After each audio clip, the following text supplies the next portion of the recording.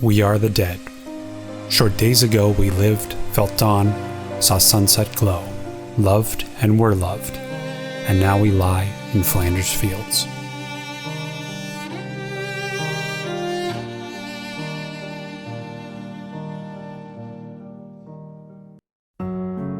It is a weird life in many ways, but it is surprising how soon one becomes accustomed to it. The sudden kettle drum staccato of the machine guns searching for working parties, the civil flare of the lights and the dense darkness which succeeds, the whistle of a salvo of shells overhead hardly makes you raise your head unless something is a bit close. Then, of course, you hug the bank, or the bottom of the trench, or wherever you happen to be at the moment, and wait till the row stops, or the lights go out, and carry on. This forthcoming trip is the most dangerous part of our work to date. Just in case someone gets a crack at us, I want you to try and not fall into that mood of despair and mourning which so many others have when their offspring are reported missing. It is far better for me to try and lose than never to have tried at all. We must sacrifice everything in this war. You know that. Now keep the home fires burning, and as I said at the railway station, I'm coming back home after this war. Good morning, and thank you for joining me for McMaster's virtual Remembrance Day service. This service is being filmed at Alumni Memorial Hall, which is located on the traditional territories of the Mississauga and the Haudenosaunee Nations, within the lands protected by the Dish with One Spoon Wampum Agreement. Alumni Memorial Hall was opened 70 years ago following a grassroots campaign led by McMaster alumni. The proposal for a memorial was made just before the conclusion of the Second World War in 1945. A single paragraph in the May 1945 edition of the McMaster Alumni News reported that a committee has been appointed to decide on a suitable memorial to be established by the alumni in memory of the graduates and former students who have given or who will give their lives in this present war.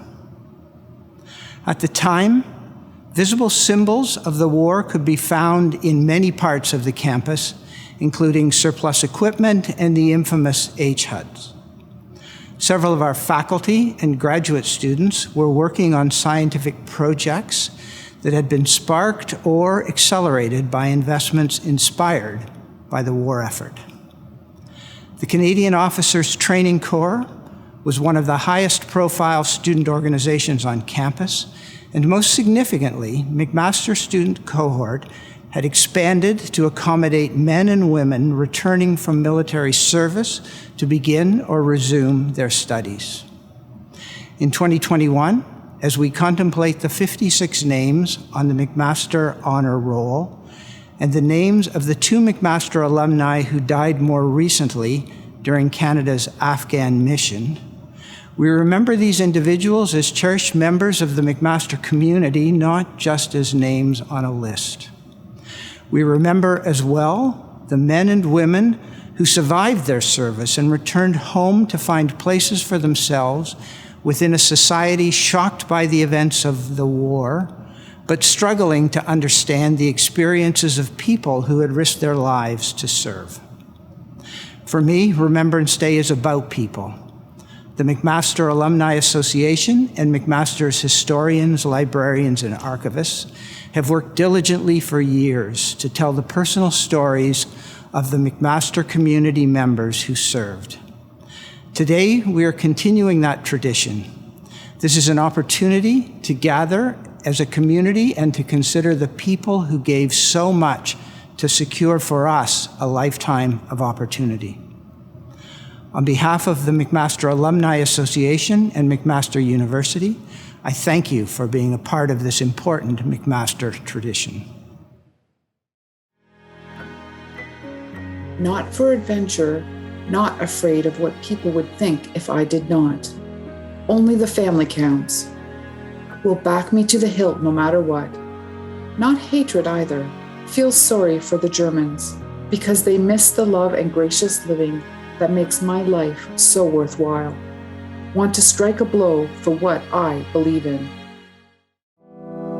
With all of the excitement gone, one is dreadfully weary. We were airborne 8 hours and 40 minutes, working under an awful tension. When I got out of the kite, I could scarcely stand. I find it impossible to sleep after a trip like that. It was later learned that the rate had fallen well short of expectations. Though the center of Stuttgart and some suburbs were struck, many of the bombs fell in open country. And of the armada of 863 aircrafts that took part, a total of 27 Lancasters and 10 Halifax were lost, mostly to German night fighters eager for fierce combat.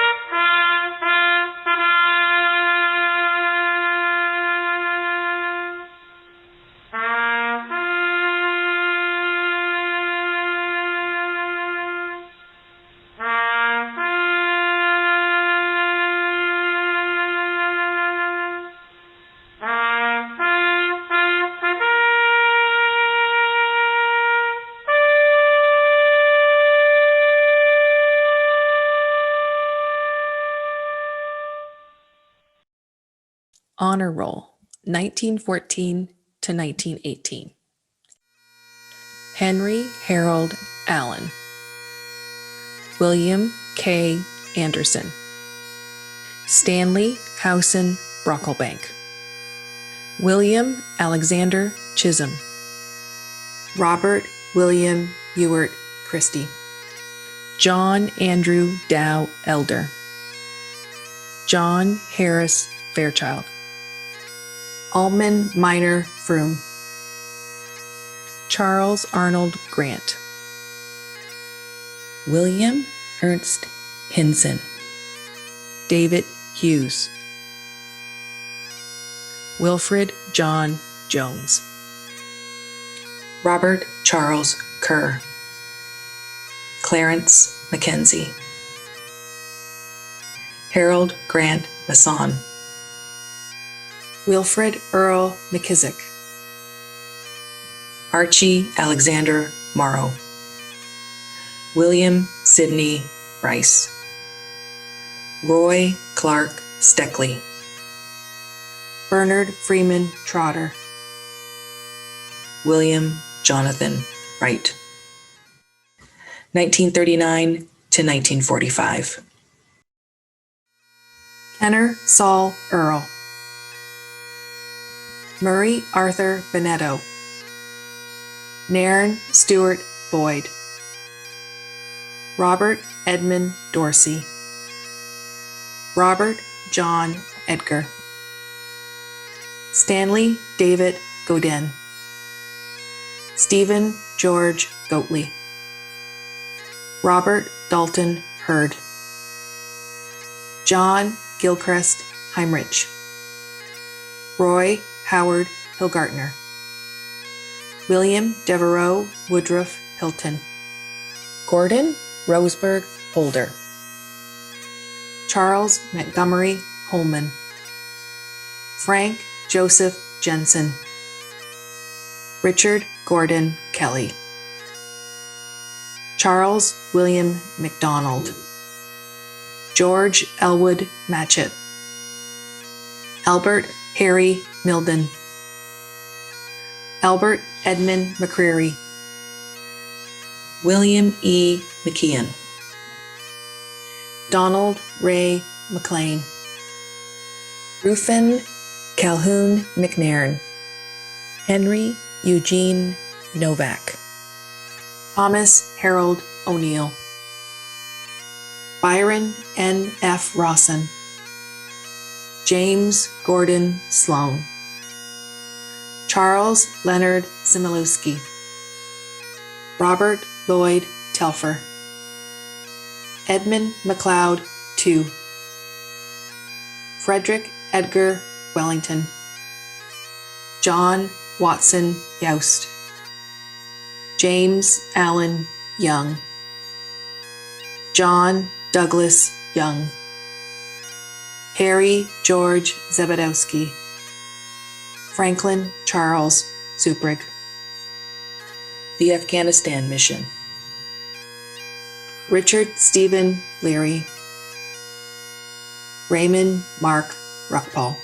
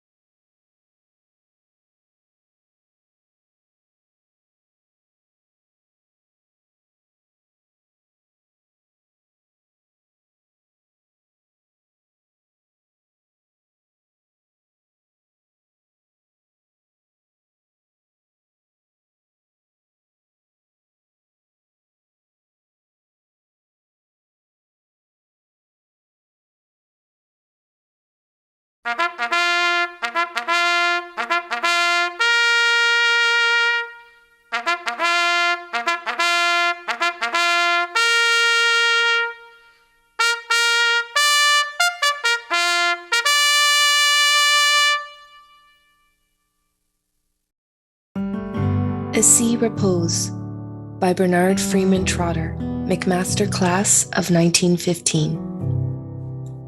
This was Bernard's last poem, the manuscript of which reached his parents the day after he was killed on May 7th, 1917. O happy dead, who sleep embalmed in glory, safe from corruption, purified by fire, ask you our pity? Ours, mud-grimed and gory, who still must grimly strive, grimly desire? You have outrun the reach of our endeavor, have flown beyond our most exalted quest. Who prate of faith and freedom, knowing ever that all we really fight for is just a rest.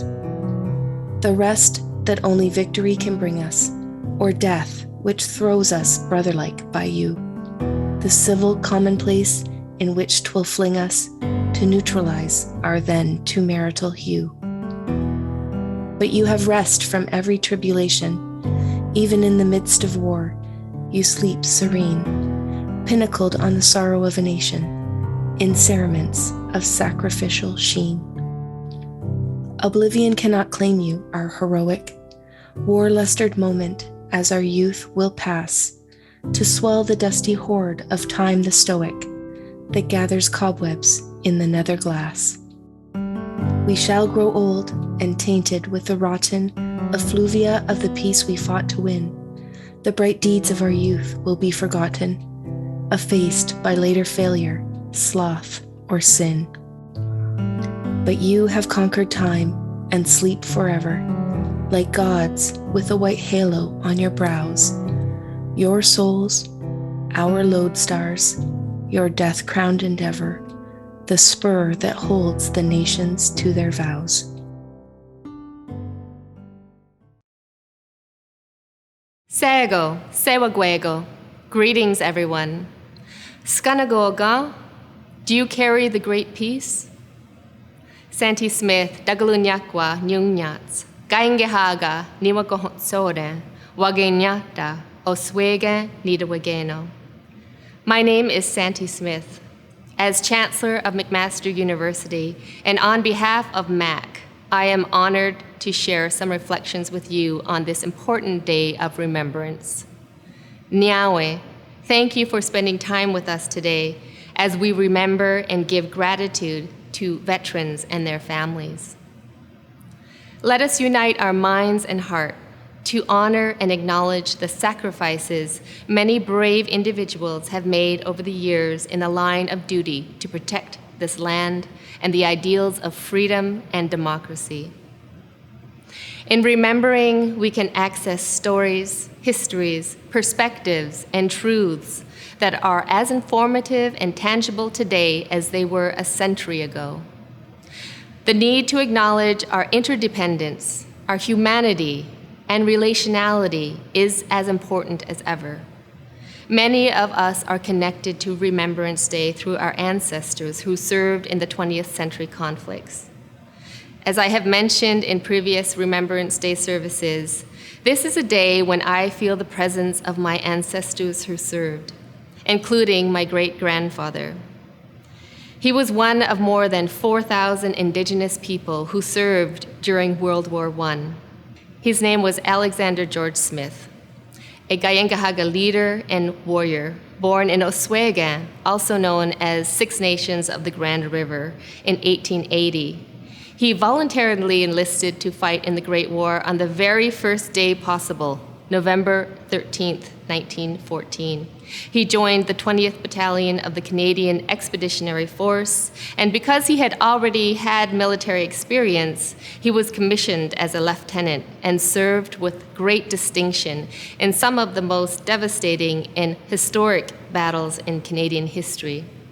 And there are thousands of stories of servicemen and women that can connect us across generations as individuals and as the McMaster community to the sacrifices and legacies of the people who have served our nations in times of war, conflict, and in peace.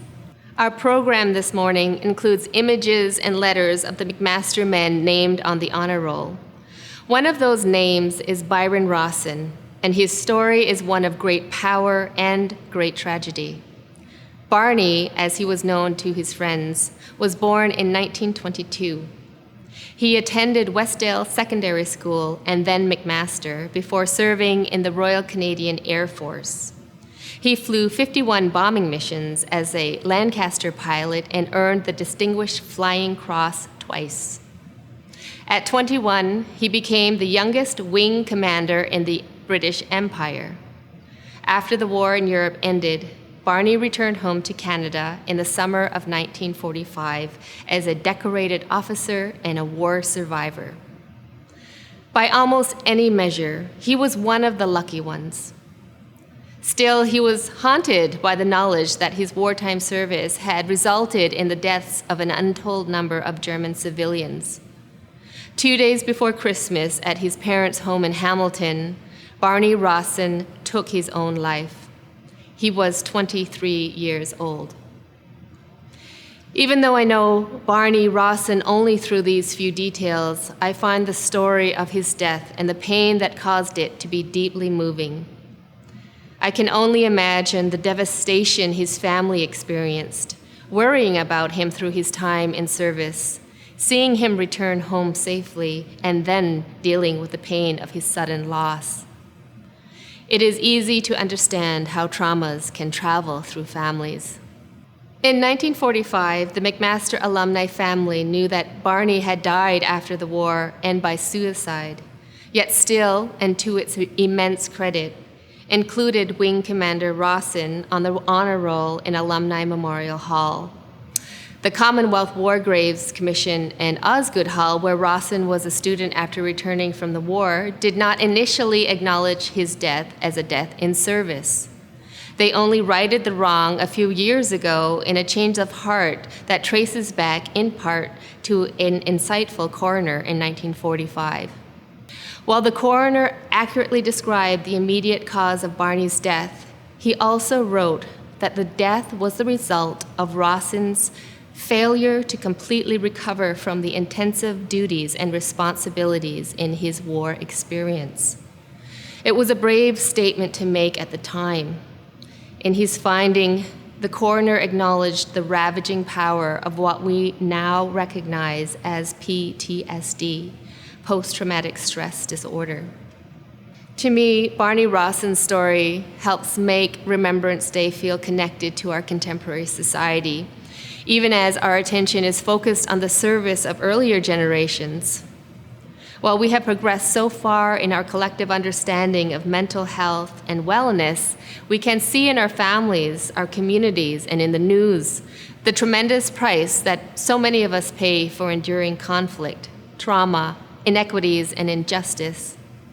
Rawson's story and the stories of so many other veterans living with PTSD shine a light on the importance of care and compassion and peacemaking processes for self and community, and the propagation of skana. Skana is a concept in Gaingeha, the Mohawk language, which means peace and balance. After the experience of conflict, loss, and taking of life, my ancestors conducted condolence ceremonies, the wiping away of tears, not only for their allies, but also their adversaries. Protocols were enacted to help the warriors and the soldiers ease the grief, loss, the mental, physical, emotional, and spiritual impacts of war away from their minds and bodies. Their burdens and traumas were acknowledged. The space around them was cleansed and cleared, opening a pathway to be able to enter back into society, to return to skana, a state of balance, of peace. The condolence process placed great importance on reestablishing productive and positive relationship building, and played a role in 18th century peace treaty negotiations among the Haudenosaunee, Canada, and the United States. Taking care of people and community holistically is an essential step of rebuilding and strengthening the home fires within self, family, and community. McMaster's Remembrance Day Service provides an annual opportunity to reflect on our mutual responsibilities, especially to the people who serve and have served on our behalf, particularly to those with visible or unseen wounds. We are reminded that the renewal of peace is an ongoing cooperative action for all to embrace and to uphold. The men whose names constitute the McMaster Honor Roll, along with the thousands of other men and women who served and returned home, and others who continue to serve today, assume a truly impressive and selfless responsibility on behalf of the ideals of our nations. Today is a time to remember what they gave and consider what we must give in return, for it is our shared responsibility to build a society capable of sustaining, continually actioning peace, and assisting those who are struggling to find skana. We take a small step toward that goal by coming together today and remembering the sacrifices of the men on the McMaster Honor Roll and all veterans. Skanagoa. May great peace be with you. Onegiwahe. Goodbye for now. Proudly our soldiers marched, bravely they died. Freely they're all they gave, to stem the tide of wickedness and greed. What did they give? Their plans, their hopes, their talents, then their lives. No more had they to give. Bravely they offered all, that we might live. They are planning great services of Thanksgiving. Alas, unless I am mistaken, they are too optimistic. Here in Italy, we have a long, hard road to go yet. Not a bit the way the newspapers described it. There is a lot of difference between reading the news and actually seeing what has to be done to gain a few miles of ground, especially now that the rainy weather is here. Air support not possible much of the time, and the unbelievable mud making movement painfully slow. Unless Germany capitulates, it looks to me now as though the Italian campaign may take several months more. Perhaps will last the winter, though I may be wrong. My impression is based on the fierceness of the struggle for Rimini, and if other centers are defended as strongly, we have a lot to do yet.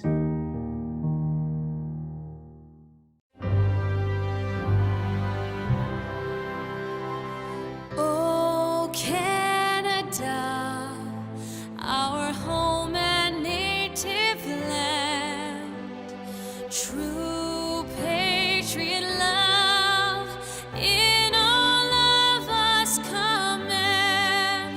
Carton